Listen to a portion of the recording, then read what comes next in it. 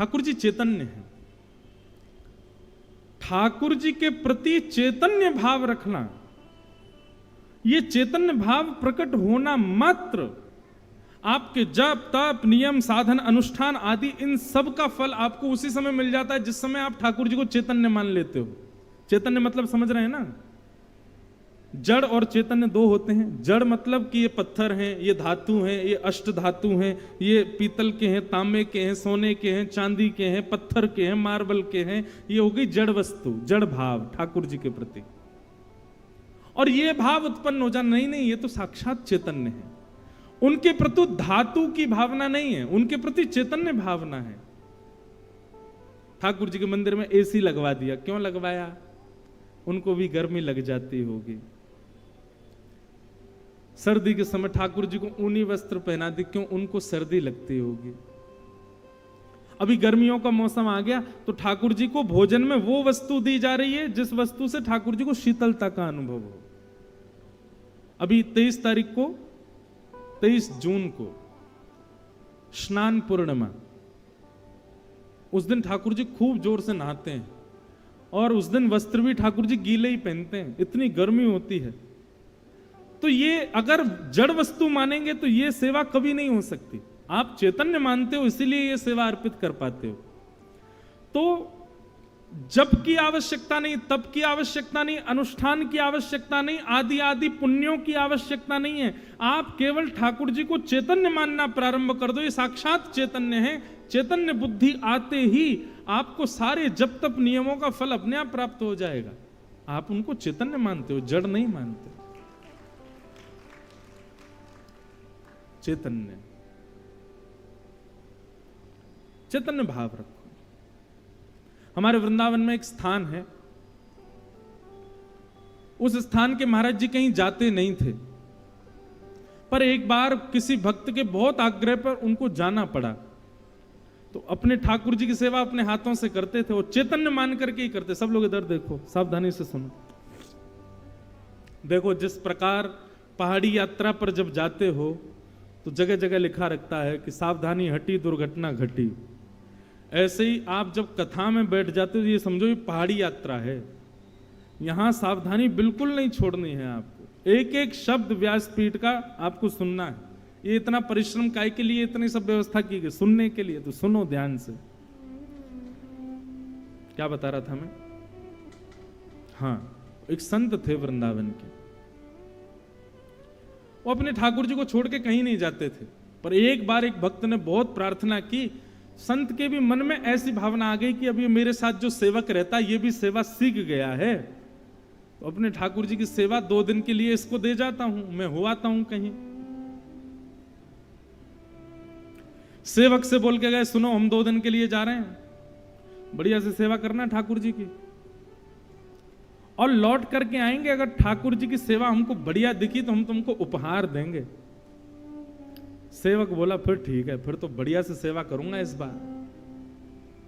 अब महात्मा तो चले गए, सेवक ने क्या किया, अब उसके हो गए ठाकुर जी। उसने बढ़िया पानी में सरफ घोल करके और लेकर के ठाकुर जी रगड़ दिए पूरे ऊपर से नीचे, सरफ से नवा दिए।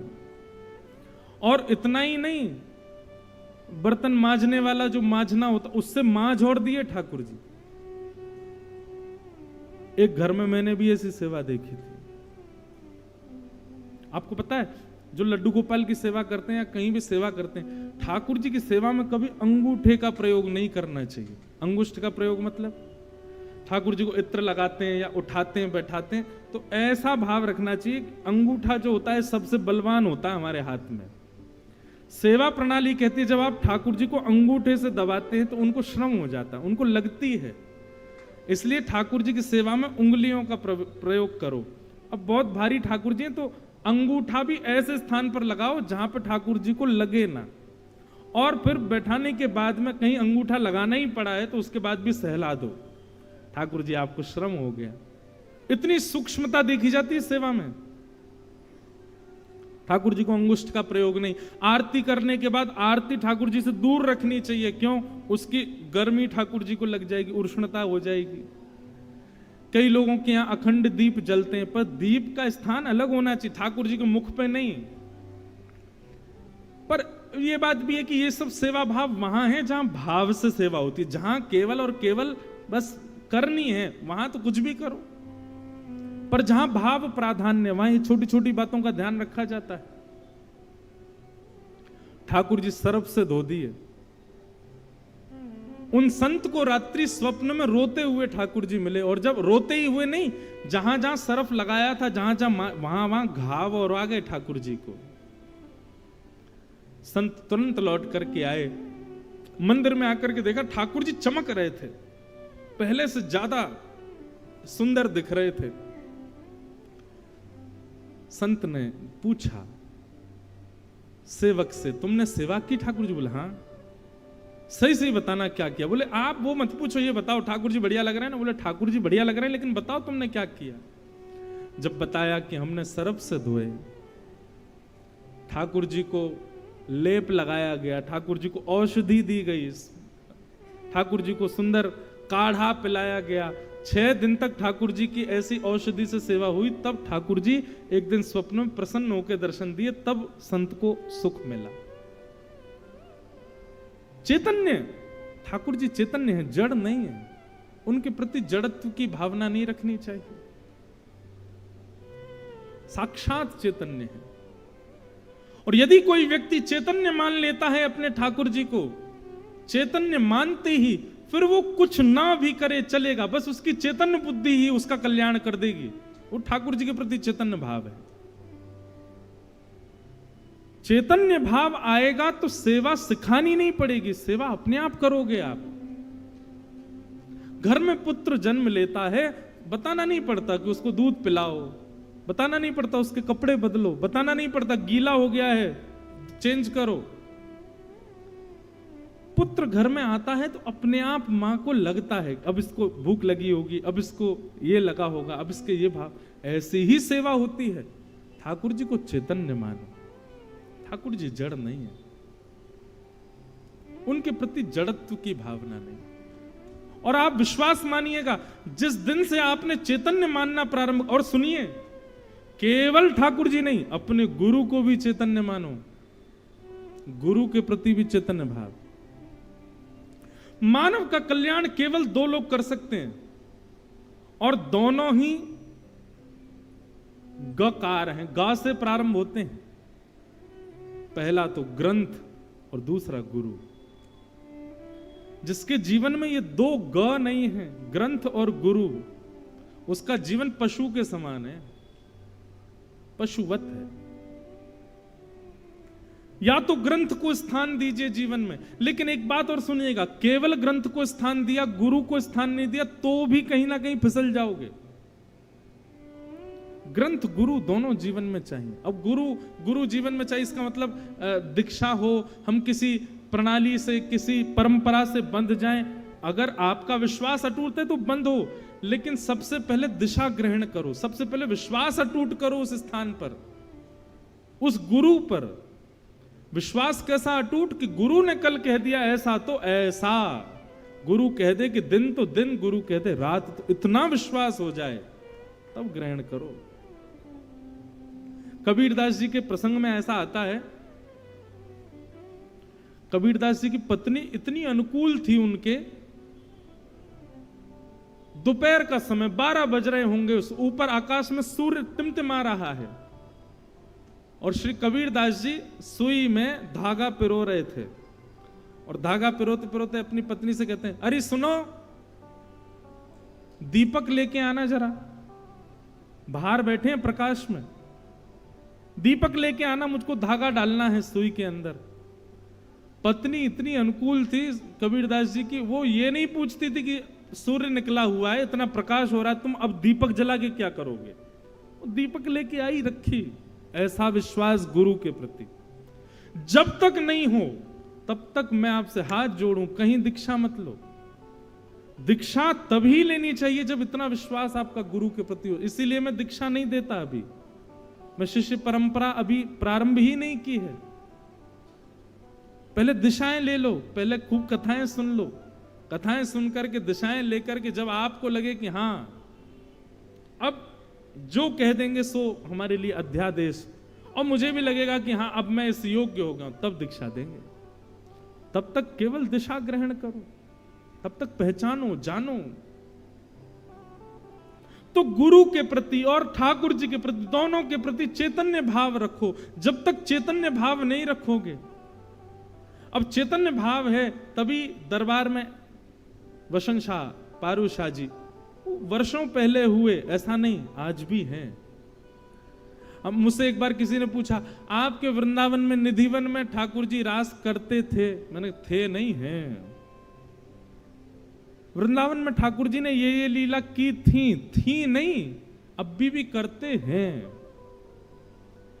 ये था, ये थे, हैं में बदल जाए, इसी को कहते हैं चैतन्य। आप जड़ भाव मत रखो ठाकुर जी के प्रति, चैतन्य भाव ले आओ। परम चैतन्य है वो, ऐसी भावना रखो।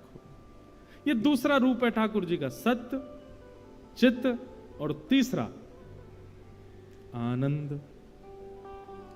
आनंद ठाकुर जी का स्वरूप है। बंधुओं, अभी आप कथा में बैठे हो, कथा में नीचे फर्श पर बैठे हो,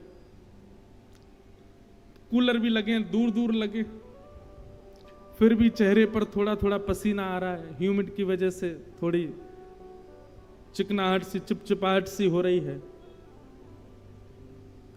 ऐसी सेम सिचुएशन आपके लिए अगर मूवी थिएटर में कर दी जाए, आप मूवी देख पाओगे? नहीं देख पाओगे।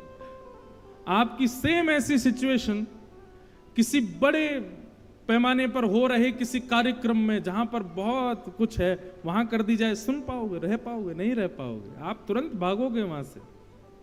क्यों? क्योंकि वो सुख प्रदान करने वाला स्थान है। यहां आप डट करके क्यों बैठे हो? इतनी सारी भीड़ में भी एक दूसरे से कमर लगाए, हिलडुल भी नहीं पा रहे, फिर भी क्यों बैठे हो? उसमें भी प्रसन्न मुद्रा में बैठे हो। क्यों बैठे हो? क्योंकि यहां सुख नहीं, यहां आनंद की प्राप्ति, और यही आनंद श्री कृष्ण है। यही आनंद है श्री कृष्ण, यही श्री कृष्ण है जो आप सबके मुख पर प्रसन्नता के रूप में दिख रहे हैं। आप यहां पर गिन नहीं रहे, मैं भी तो नहीं गिन रहा, मुझे भी थोड़ी बहुत दिक्कत तो हो रही, मुझे मेरी आवाज ही थोड़ी कम आ रही, गूंज आ रही, कुछ हो रहा है, लेकिन एक प्रसन्नता है ना। मेरे मन में कई सारे भाव आ रहे हैं, ये गा दूं, ये गा दूं, ये गा दूं, डर के मारे गा नहीं रहा, कहीं गाना प्रारंभ किया, तेज आवाज हो गई तो कैसे गाऊंगा। पर फिर भी ये प्रसन्नता चित्त पर जो है, प्रसन्नता मुख पर जो है, यही श्री कृष्ण है।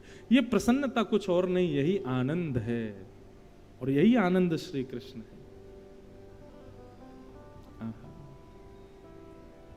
यही आनंद श्री कृष्ण है, और ये आनंद सदा मिलता रहे हमें, ये आनंद सदा रहे हमारे साथ, ये आनंद सदा रहे हमारे चित्त में।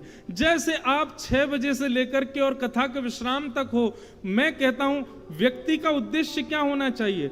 जैसा वो कथा में होता है, जैसा वो 7 दिन तक होता है, वैसा वो जीवन भर रहे। ये 4 घंटा वाला जो हमारा स्वरूप है ना, अभी इसी समय अपनी सेल्फी ले लो, एक एक, लेना नहीं ऐसी बोल रहा हूं, अभी इस समय आपकी फोटो जो खिंचेगी ना, वो सबसे सुंदर होगी मेरे हिसाब से। बस ऐसा जैसे अब हो, ऐसा पूरा जीवन भर हो जाओ। भागवत जी ऐसे अनुग्रह करें, भागवत जी ऐसी कृपा करें, ऐसा पूरा जीवन हो जाए हमारा। ये जीवन समर्पित चरण में तुम्हारे, तुम ही मेरे सर्वस्व, तुम ही प्राण प्यारे, तुम्हें छोड़ कर नाथ मैं किस से कहूँगा, जहाँ ले चलोगे वहीं मैं चलूँगा।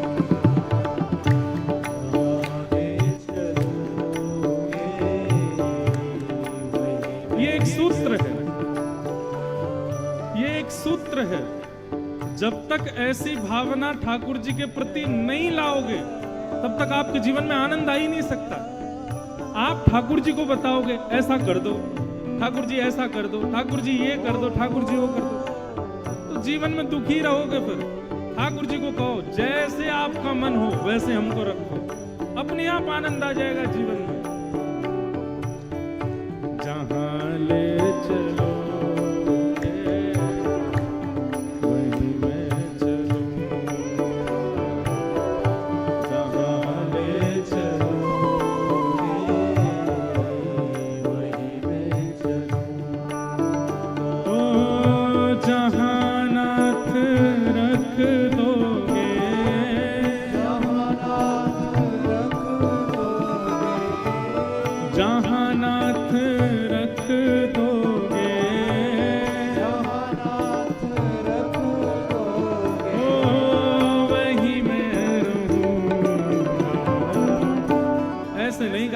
करताल बजा के गाते हैं। जहां ले चलोगे वहीं मैं चलूंगा, जहां ले चलोगे वहीं मैं चलूंगा। ओ ये जीवन समर्पित चरण में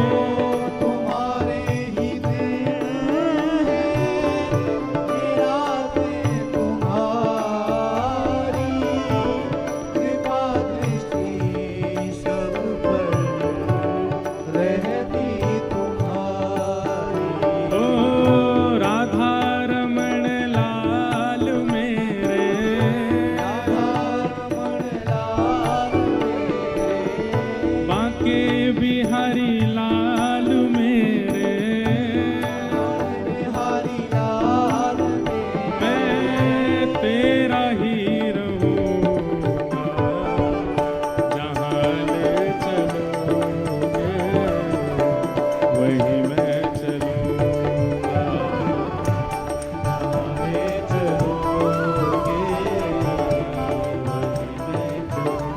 अच्छा एक बात, आप लोग इतने भाव से गा रहे हो, सही मानो अगर ठाकुर जी ने आपकी ये पुकार स्वीकार कर ली, ये कह रहा है जहां ले चलोगे वहीं मैं चलूंगा, तो फिर ठाकुर जी भी आज फेंटा कस रहे होंगे, ठीक है बेटा अब रुक, कल से तेरा सारा जीवन मैं डिसाइड करूंगा। तैयार हैं? भैया देखो, जो तैयार हो वही ताली बजाना। अब दूसरी बात सुनो, ये बहुत स्ट्रिक्ट है महाराज, जब ये जीवन अपने हाथ में लेते हैं तो फिर देखो उठा के मीराबाई का चरित्र, देखो उठा करके गोस्वामी जी का। मैं तो पहले ही आपको सतर्क कर रहा हूं कि इनको जीवन समर्पित करने से पहले 100 बार सोचना, संसार का सुख नहीं मिलेगा फिर। यहां तो केवल और केवल उनकी कृपा दिखेगी, संसार के सुख, भौतिक सुख, ये सब छूट जाएंगे, संसार ही छूट जाएगा सारा। तैयार हो तभी गाना, जहां ले चलोगे वही मैं चलूंगा, जहां ले चलोगे वही मैं चलूंगा। ओ जहां नाथ रख दोगे, जहाँ नाथ रख दोगे, ओ जहां नाथ रख दोगे, जहाँ नाथ रख दोगे, ओ वहीं मैं रहूंगा, जहां ले चलोगे वहीं मैं चलूंगा, ले चलोगे वही मैं चलूंगा। गोविंद बोलो हरि गोपाल बोलो, गोविंद बोलो हरि गोपाल बोलो, गोविंद बोलो हरि गोपाल बोलो, गोविंद बोलो हरि गोपाल बोलो, श्री राधा रमण हरि गोविंद बोलो, राधा रमण हरि गोविंद बोलो, श्री राधा रमण हरि गोविंद बोलो, राधा रमण हरि गोविंद बोलो, जय गोविंद बोलो गोपाल बोलो, हरि गोपाल बोलो, जय गोविंद बोलो गोपाल बोलो, बोलो हरि गोपाल बोलो, श्री राधा रमण हरि गोविंद बोलो, राधा रमण हरि गोविंद बोलो, श्री राधा रमण हरि गोविंद बोलो, राधा रमण हरि गोविंद बोलो, श्री राधा रमण हरि गोविंद बोलो, राधा रमण हरि गोविंद, जहाँ ले चलोगे वहीं मैं चलूंगा, ले चलोगे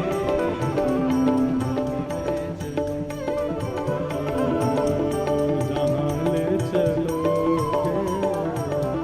वहीं मैं चलूंगा।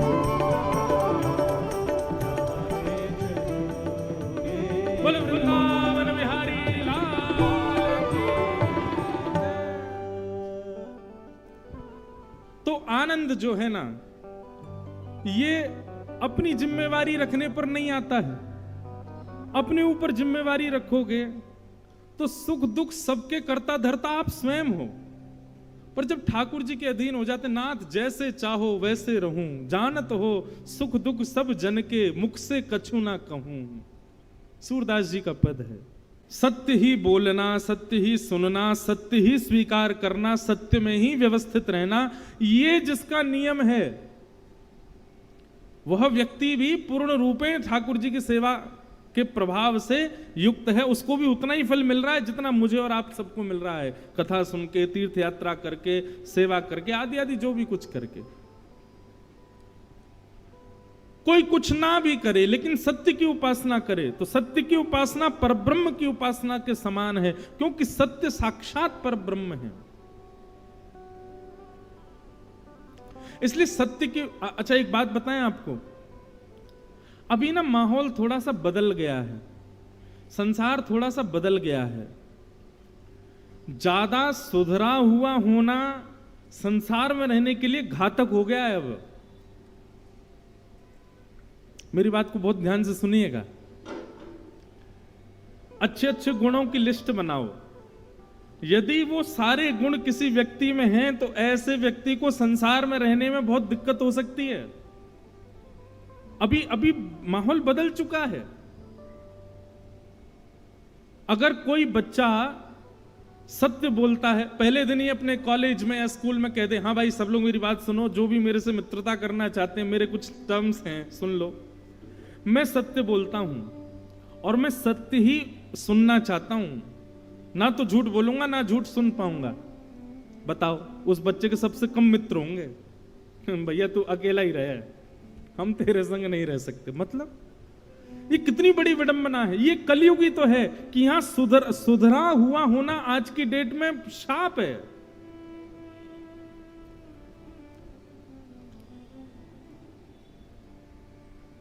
किसी परिवार में विवाह हो रहा हो बेटा का या बेटी का,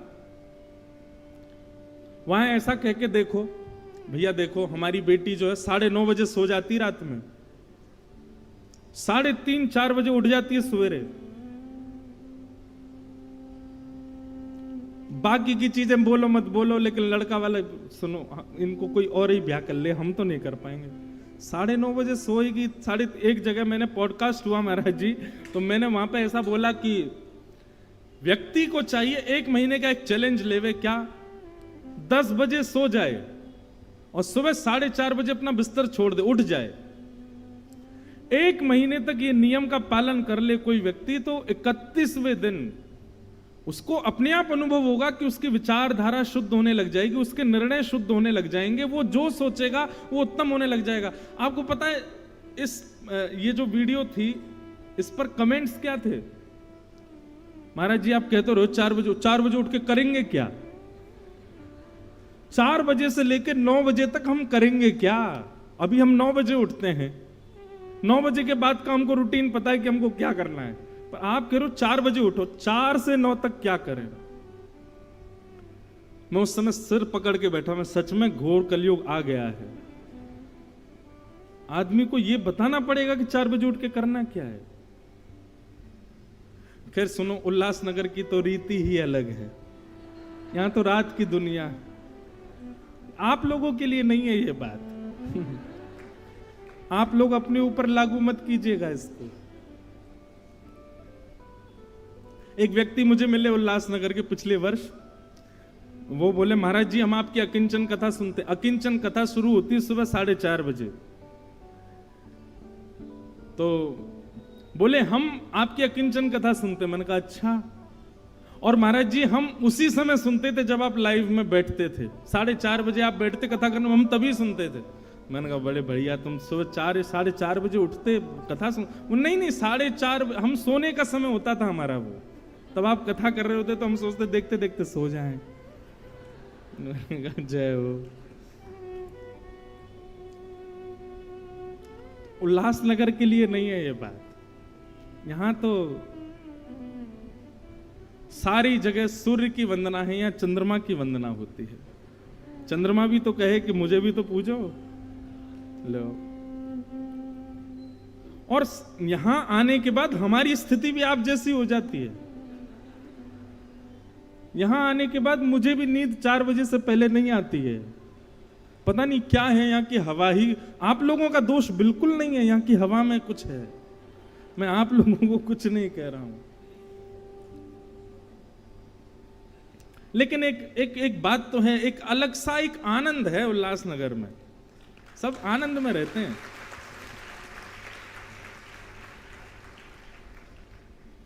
खूब मस्ती सी में रहते हैं, मतलब ज्यादा टेंशन नहीं लेते दिमाग पे, और ये अच्छा है।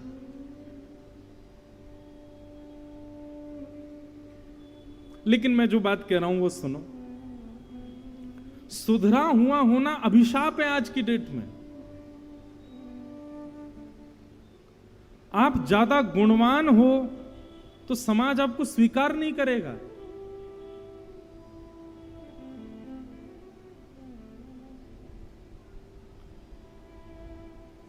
कई लोग तो इस भय से हमारे संग नहीं आ रहे हैं कि इनके संग गए जल्दी उठना पड़ेगा, जल्दी सोना पड़ेगा, सीमित खाना पड़ेगा, मनचाहा कुछ खा नहीं सकते।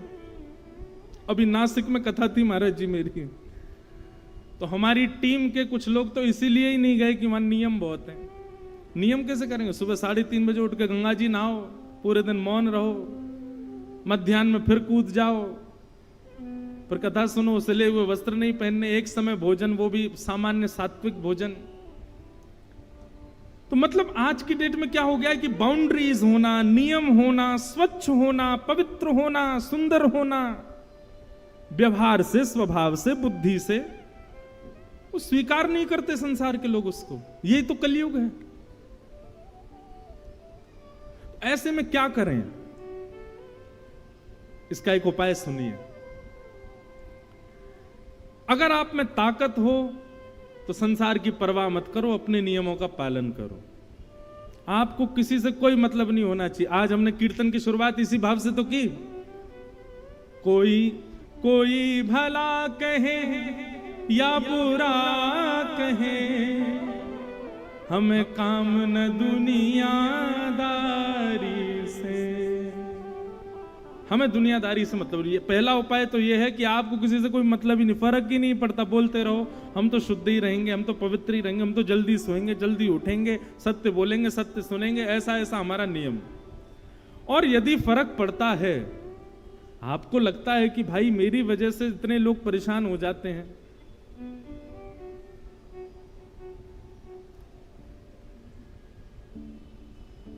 तो फिर क्या किया जाए?